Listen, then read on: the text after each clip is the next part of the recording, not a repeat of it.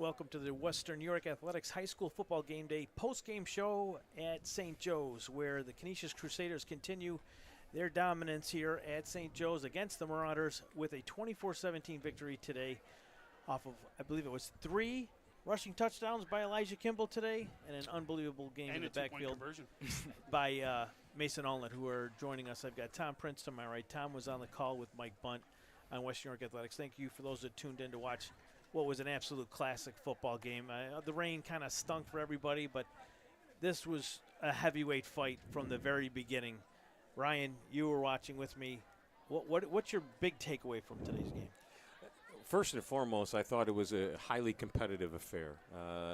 An oddity in the flow, if you will, with Canisius coming out, putting a stamp on what they do, their identity, taking an early lead, and then St. Joe's, both in the second and the third quarter, controlling the flow. But then the money quarter, and that's the fourth quarter when the Crusaders took over in the trenches. Kimball was dynamic with making plays, very explosive, and then finish it off, like you said, Frank, with 3 touchdowns. So an impressive victory, way to come back and answer when the money is there. And so I was impressed with that. It was a great afternoon, a great event, and something very special to be a part of. Tom, you were on the call with Mike. What did you guys see from your vantage point? That's those the exact words I used to Ryan before we started this broadcast, where I said it was a momentum. You don't see many times in the trenches where you lose kind of the control of the trenches and then get it back. Yep. But I also saw this. Kimball, once he was on the field, boy, you saw the difference he'd make when he was on the field. He would that offensive line opened holes beautifully for him, and his explosion into the holes was one thing, but then when he got to the second level, that's when you saw why he's an elite running back here in Western New York and had to be out there on the field. What I saw from this defensive line, too, I absolutely loved. Absolutely, we got Mason Allnut here, and he was incredible out in the field. I also want to add Patrick Enright was also another one that I thought made huge impact on this game. Yeah, we didn't hear his name a whole heck of a lot, but that sack at the very end pretty much solidified the deal. But Mason, it was you in the backfield early on in this game, punt for St. Joe's. Yes, and you were on the field. Just talk about how you were getting through and getting into the backfield pretty much right from the start. Well, it was really the game plan all week is, we knew we were better up front, and we knew that it came down in the trenches, and, just go out there and do our thing and, control the game. If you control the front, if you control the trenches, you control the game. So we want to go out there and punch them in the mouth, be physical, and props to them, too. They're definitely a really solid football team, really improved. But, we knew we were better up front, and we just wanted to go show that. Elijah, 3 touchdown runs. That first one was for a good 60 yards. What happened on that play from your vantage point? Dylan McDuffie told me just stay in there, stick my foot in there, and just stack, get north, and that's what I did. And then you had another 30-yard run not that long after. You guys had the lead at the half, but you got to admit, Joe's was on their A game today. Definitely. They gave it everything they had. Defensively, they started to bottle you up a little bit towards the end of the half. I know you had to come out of the game a few times. What was going on? I dealt with cramping issues. That was okay. Going on. Other than that, I was just. But they had to go to the passing game, Tom. With Elijah cramping up on the sidelines, you had to see that quarterback had to make a few throws, and that's where you got Jayden Clark involved, and they started to spread the ball around. This way it opens up more opportunities for Elijah when he was able to come back into the game. We said deep into the fourth quarter one thing we wanted to see was Canisius have to go to the air to be able to get some of those first downs. Besides the one by Clark, which was towards the end of the first half where he goes out of bounds, that was going to be the first long pass play that we saw happen by Canisius. And they come up big in the fourth quarter where they had that 3rd down and 15, and then the penalty was called where they made it 3rd down and 10, and then they threw for the first down. That was the big pass play that really happened with Canisius that helped go on to be able to get the victory. Talk about having to come back twice. It's not very often St. Joe's had a lead against you guys. They had a lead twice today. You took it back. Just talk about being down. Elijah, we'll start with you being down and being able to claw your way back into the game. When we're down, we don't get disappointed about it. Coach always told us, play to the fourth quarter. Just fight until you can't fight no more. So somebody got to throw the first punch and somebody got to throw the last. And fortunate enough for us, we threw the last one.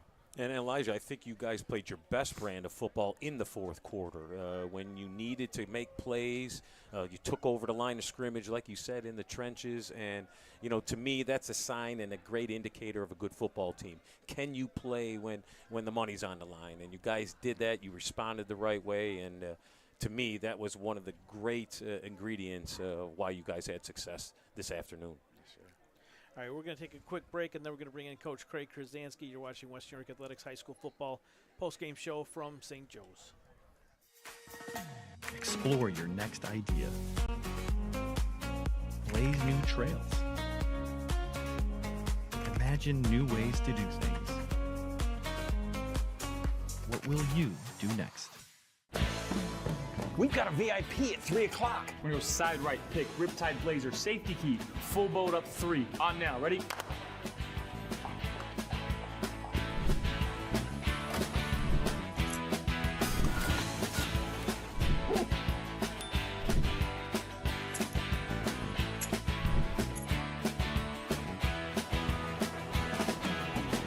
They're all VIPs.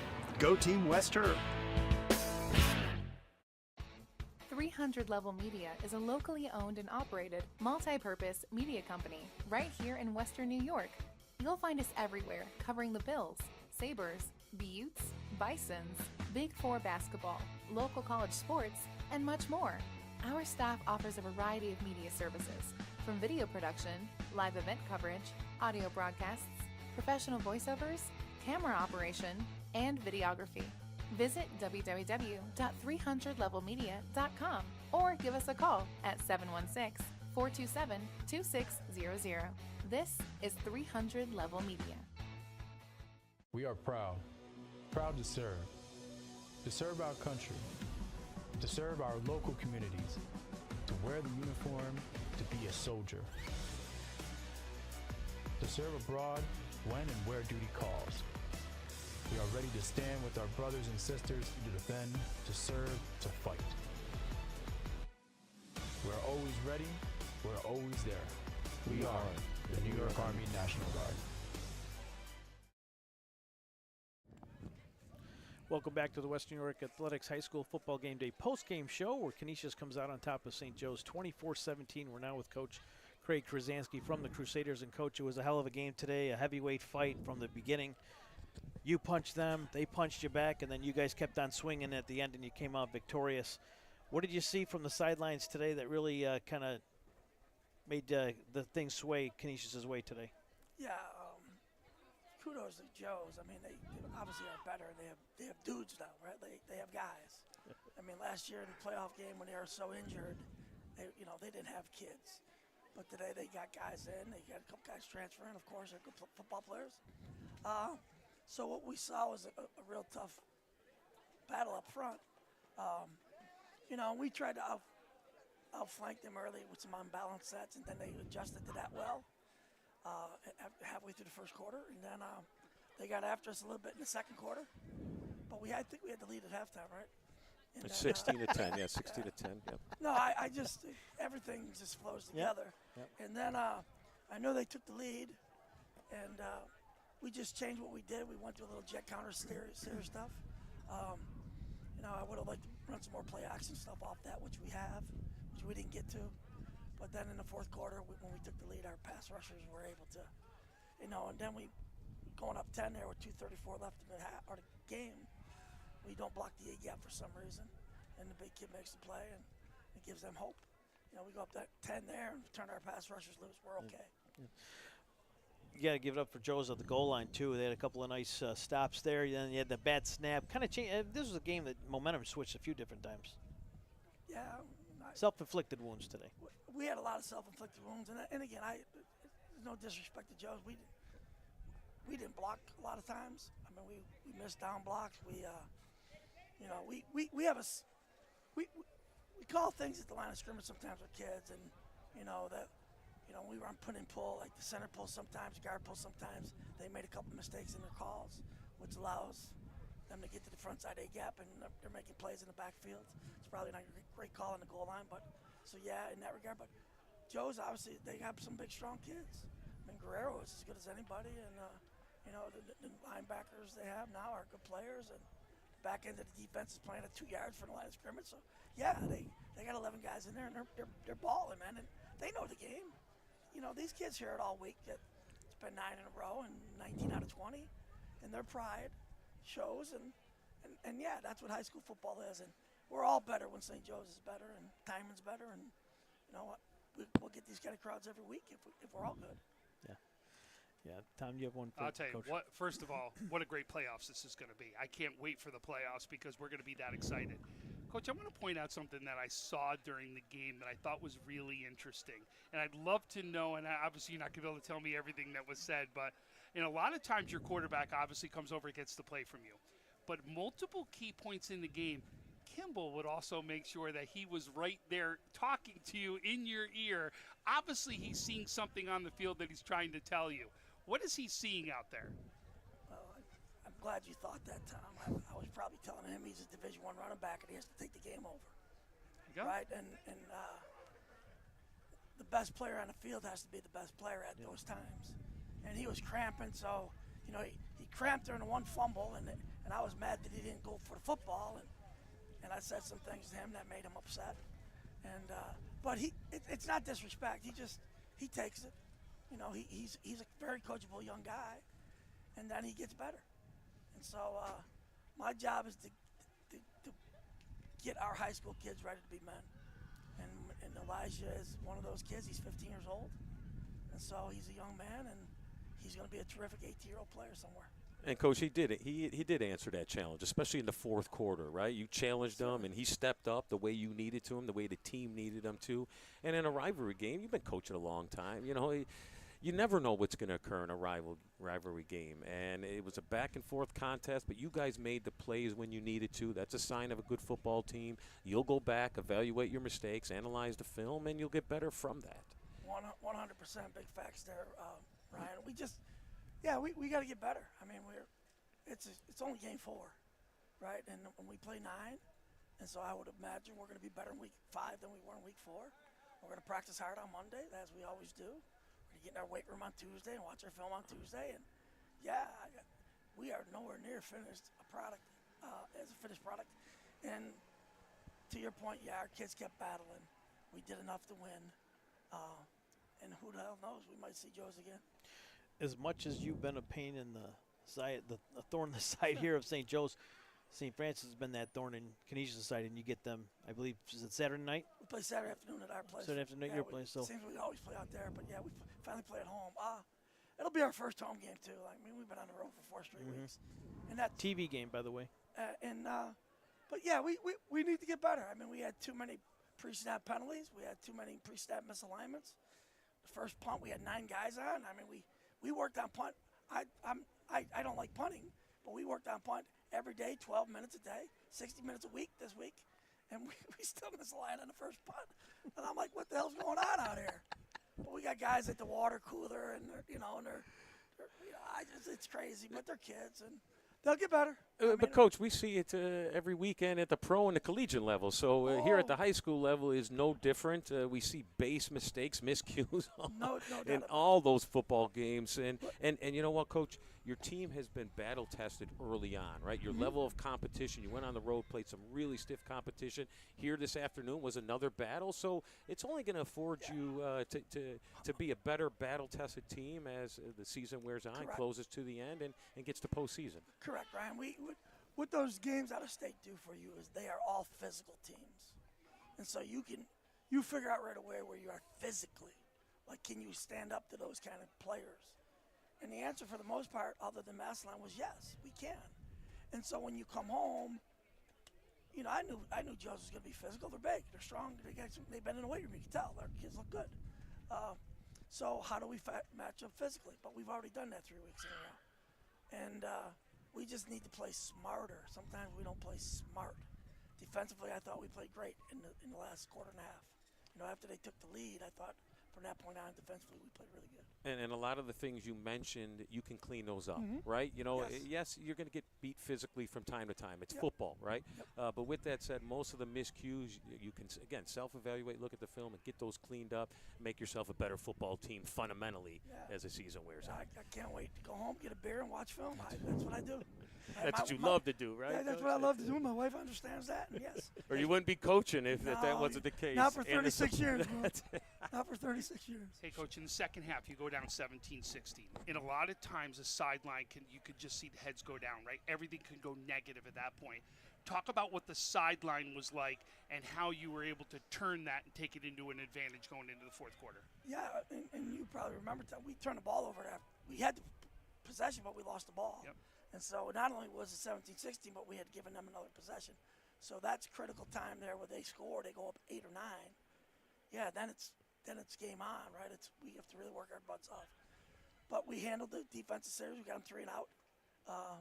They threw the ball twice and ran it once, and then we were able to take the lead again late in the fourth quarter, early in the fourth quarter. So it's a good high school game, man. That's what it's about, right? Like, you want to cover these games. Yeah. You don't want to cover blowouts. No, it was a fantastic game, Coach. We appreciate you coming on board. Me I know too. you got to get on that bus and get these kids home and get in front of that TV and beer. I agree. I don't want to keep you from that. No, guys. Appreciate you coming on board. We're going to return for one more segment or get our final thoughts on the game. You're watching Western New York Athletics High School football post-game from St. Joe's. Thanks, guys.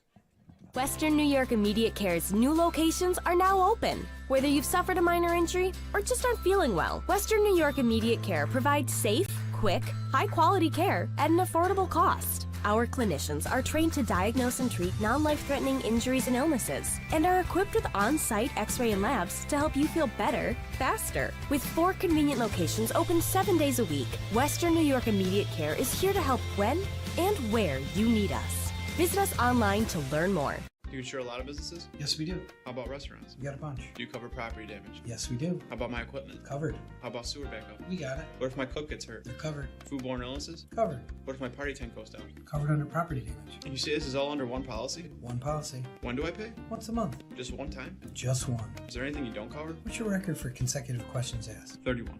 Tables. We don't do tables. Gotta love Buffalo.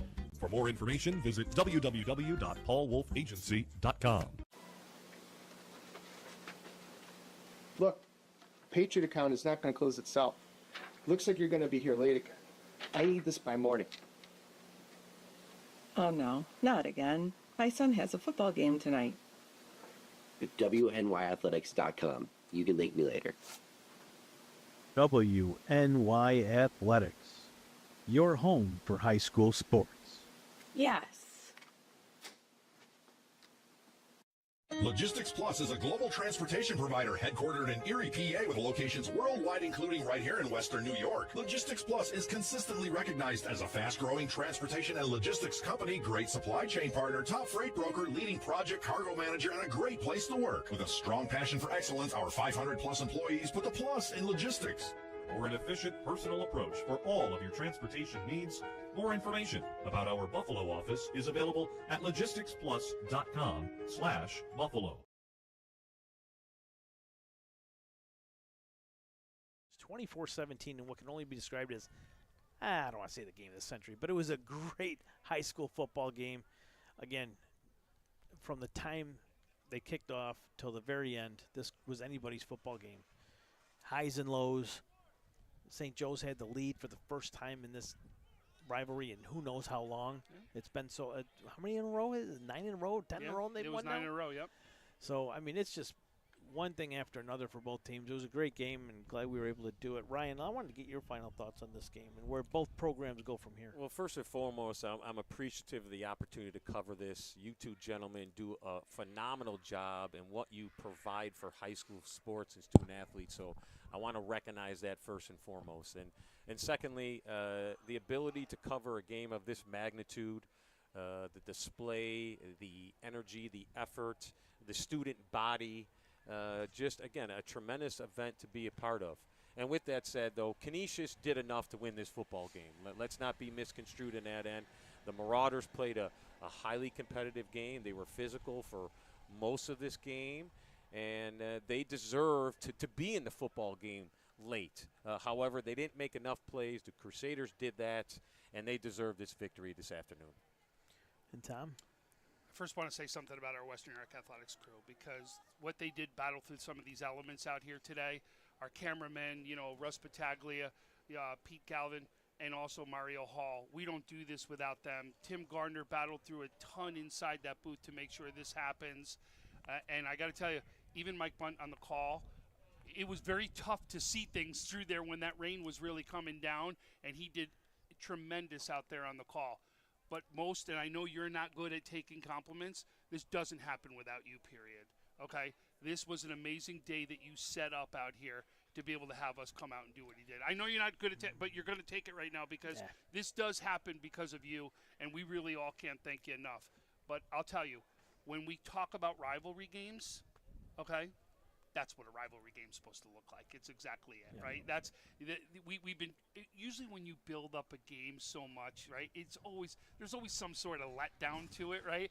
We didn't have that letdown. This is exactly what we expected, and it came down to where it could have been that St. Joe's having the ball last could have gone down and driven to be able to tie this game up or even win with a 2-point conversion.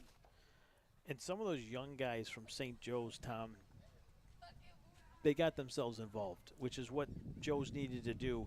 And it's one of the reasons why they were able to hang in there with Canisius today. You had the Cook kid who had a pretty good game for the most part. And, Coons had the nice touchdown pass. And then the other guy, kid's name escaping me. I can't pronounce his name anyways. But he had the first touchdown for St. Joe's. Kicker's another one, only a freshman out there for St. Joe's. He helped save part of that game at one point with some of his punts, and also they'll be able to help St. Joe's take that lead inside the game. And how about St. Joe's getting the block down here close in this end zone to continue to stay in this football game? And really, it was anybody's game with 35 seconds to go. So, again, you couldn't, as you mentioned, Tom, you can't ask for anything better than that. When you're building up a rivalry game, there is some form of letdown. We did not have that this afternoon, and it was a tremendous event. You feel bad for Joe's because they gave it them all. They gave it their all. But as we were saying after this game, there's a good chance they're going to play again. Yep. So they will get another shot, I feel, against Canisius, and who knows where it might be. It might be at Stransky, could be here. You never know. It could be seeding too, right? We're going to see that comes into play. So this really could be did Canisius put themselves in the driver's seat if they can go ahead and beat St. Francis? They're in the driver's seat right now for the number 1 seed then. And I'll tell you, don't think right now I don't have St. Francis, St. Joe's circled on the calendar along with Canisius, St. Joe's, because they're going to be great ones. And this brings me back to one last point here, Tom, and I'd like you to answer this, please. Does this elevate St. Joe's into that top category? I'm not saying that they're right there with St. Francis and Canisius, but they're darn close. And is Lancaster lumped in there? Is Bennett lumped in there? What does that all look like, but especially for the Marauders? Well, I'll tell you this. Large school polls, right? I'm not involved with that. I don't even know. Neither of us are, yep. St. Joe's hasn't been in the top 10 in a while. After a game like today, win or lose, the way they played today in the win against Jamestown, how can you not have them in your top 10 large school after a performance like that? I put them top 5. Okay. I think your top 5 right now are and I'm not giving them in any order, are Bennett, our Lancaster, our Franny's, our Joe's, and Canisius. I think right now, inside your large schools, that's your top 5. And it catapulted them so much. Isn't that impressive? 1 week. And, yes, we're not taking anything away from the Jamestown game, but how impressive this afternoon on how they stepped up, even though they didn't come out with a victory. But it comes and shows you how that Jamestown game was no fluke, right? It shows that they belong right where they're supposed to be inside this division. And it also helped them prepare for this afternoon as well. Absolutely. Yeah, and I don't think St. Joe's probably hasn't played their best game yet, and Canisius hasn't played their best game yet. So we're going to see some really good football for the next few weeks. How many weeks we got left to go? 5 weeks, I would say. Well, but you mean of the regular season? Yeah. Yeah. So we just finished week 3, right? Okay. So you're talking about we just finished week 4. So we really have 4 more weeks there before we hit the playoffs. All right. Well, stay tuned because there's a lot more football action coming here on Western New York Athletics. We want to thank everyone for joining our broadcast. Heidi Gunther did a great job. Tim Gardner did a great job. Russ Battaglia, Mario Hall, Pete Galvin, Tony Fiorello, Brian Gallo, Tom Prince. I also want to give a shout-out to Dean Adams, who did a great job on the PA today. He really I know did. he's hanging around here somewhere. Mike Bunt, great, excellent call. I cannot wait to go back and watch this game at some point this weekend. Go Bills Sunday night. Frank Wolf signing off. Have a good night, everyone.